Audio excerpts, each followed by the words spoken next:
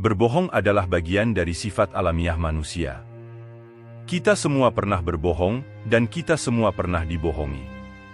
Namun, mengenali ketika seseorang berbohong di depan wajah Anda bisa menjadi tantangan tersendiri. Untungnya, ada sinyal-sinyal halus dan tanda-tanda bahasa tubuh yang bisa kita perhatikan ketika mencoba mendeteksi kebohongan.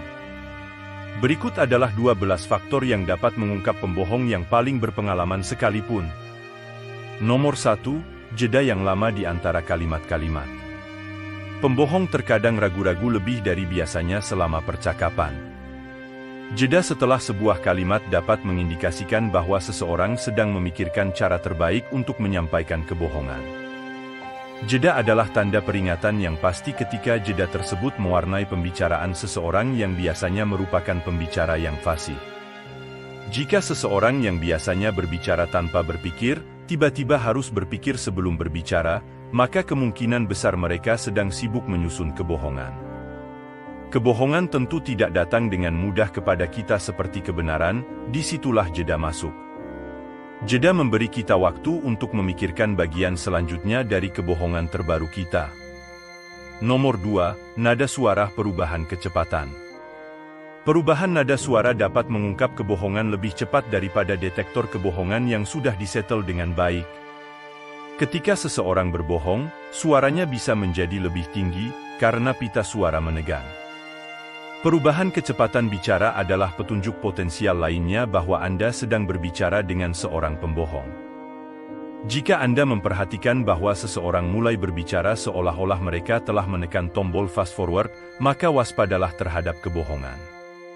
Mempercepat bicara bisa menjadi manifestasi dari keinginan bawah sadar untuk mengeluarkan kebohongan secepat mungkin. Atau, seseorang yang bicaranya menjadi lebih lama, mungkin juga sedang berbohong. Memperlambat bicara bisa menjadi tanda pemrosesan kebohongan yang sulit. Semakin rumit kebohongan tersebut, semakin lama waktu yang dibutuhkan otak untuk menyusunnya. Oleh karena itu, seseorang mungkin berbicara seperti zombie saat otak mereka bekerja untuk menghasilkan kebohongan yang koheren. Nomor 3, kontak mata. Orang-orang berpikir bahwa pembohong menghindari kontak mata, padahal mereka mempertahankan kontak mata untuk jangka waktu yang lebih lama daripada orang yang tidak berbohong. Mengetahui bahwa orang-orang berasumsi bahwa mereka akan mengalihkan pandangan mereka saat berbohong, pembohong terkadang mengimbanginya dengan mengunci mata mereka dengan Anda lebih lama daripada yang diperlukan untuk meyakinkan Anda tentang kejujuran mereka. Orang biasanya mempertahankan kontak mata selama 3-5 detik selama percakapan sehari-hari. Jika Anda melihat seseorang menahan tatapan mata Anda lebih lama dari itu, maka sensor pendeteksi kebohongan Anda akan berbunyi. Menurut saya, mereka tertarik kepada Anda atau berbohong kepada Anda. Nomor 4, nafas meningkat atau melambat.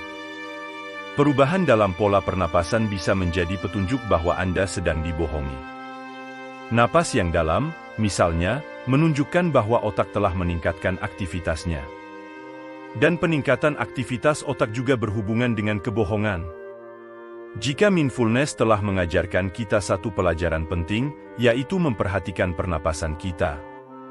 Dalam hal ini, Anda harus memperhatikan pernapasan orang lain dengan penuh perhatian.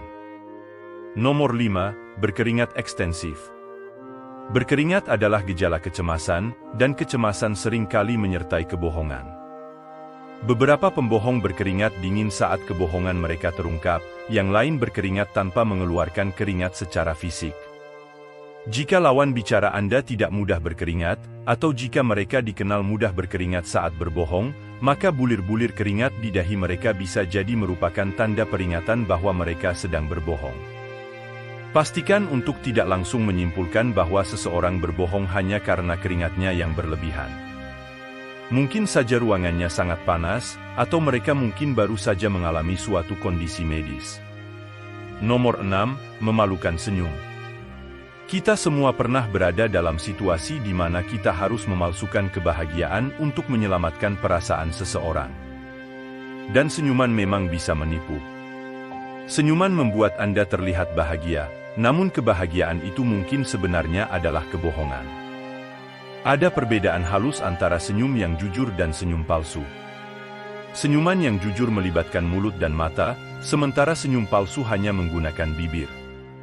Ketika senyum seseorang tidak tercermin di matanya, kemungkinan besar senyum tersebut tidak tulus.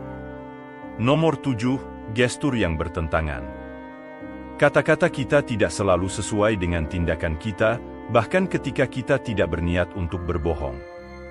Terkadang, pembohong akan mengkhianati diri mereka sendiri dengan terlibat dalam perilaku yang bertentangan dengan cerita yang mereka sampaikan. Sebagai contoh, seorang pembohong mungkin secara tidak sadar menggelengkan kepala untuk memberi isyarat tidak ketika menjawab pertanyaan dengan kata ya. Atau, seorang pembohong mungkin berbicara dengan nada yang ringan tentang sesuatu yang menghancurkan. Ketika kata-kata dan gerak tubuh, atau kata-kata dan nada suara, tidak sesuai, Anda bisa yakin bahwa salah satu dari keduanya adalah kebohongan. Nomor 8, menyentuh hidung. Kita semua tahu efek berbohong pada hidung Pinocchio. Para ilmuwan telah menemukan bahwa hidung manusia benar-benar mengembang ketika sebuah kebohongan dikatakan. Hal ini disebabkan oleh bahan kimia yang dilepaskan karena tekanan saat berbohong. Meskipun Anda tidak akan benar-benar dapat melihat efeknya, apa yang terjadi adalah pembengkakan ini dapat menciptakan sensasi kesemutan atau gatal yang membuat pembohong ingin menggaruknya, dan akibatnya, mereka akhirnya menyentuh hidung mereka. Nomor 9, menyentuh leher atau menarik kerah.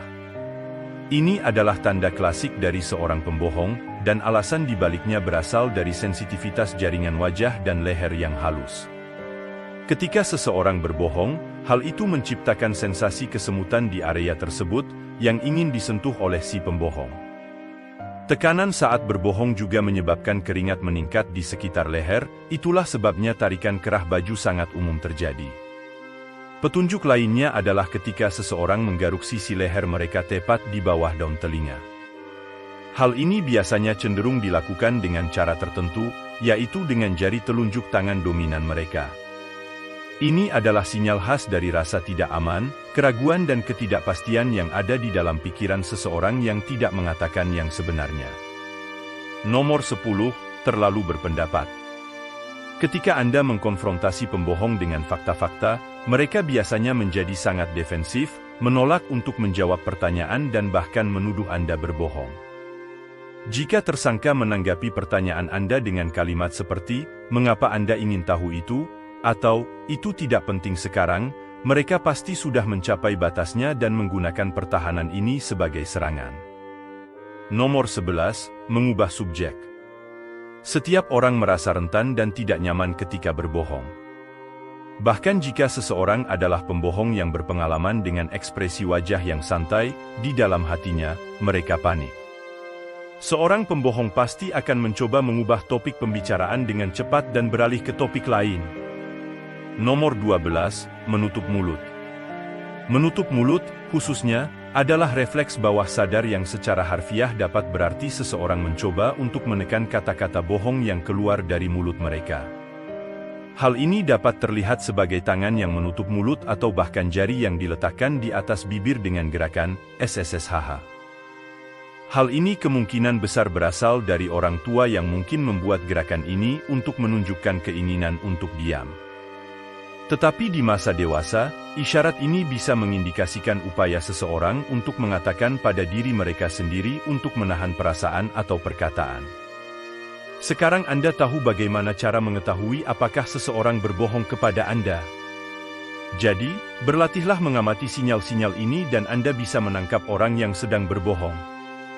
Dengan menyadari tanda-tanda ini, tidak peduli seberapa tulus seseorang terdengar, akan lebih kecil kemungkinannya untuk menipu Anda dengan kebohongan. Namun, jangan langsung berasumsi bahwa seseorang berbohong kepada Anda jika mereka menunjukkan salah satu dari tanda-tanda yang ada di daftar ini.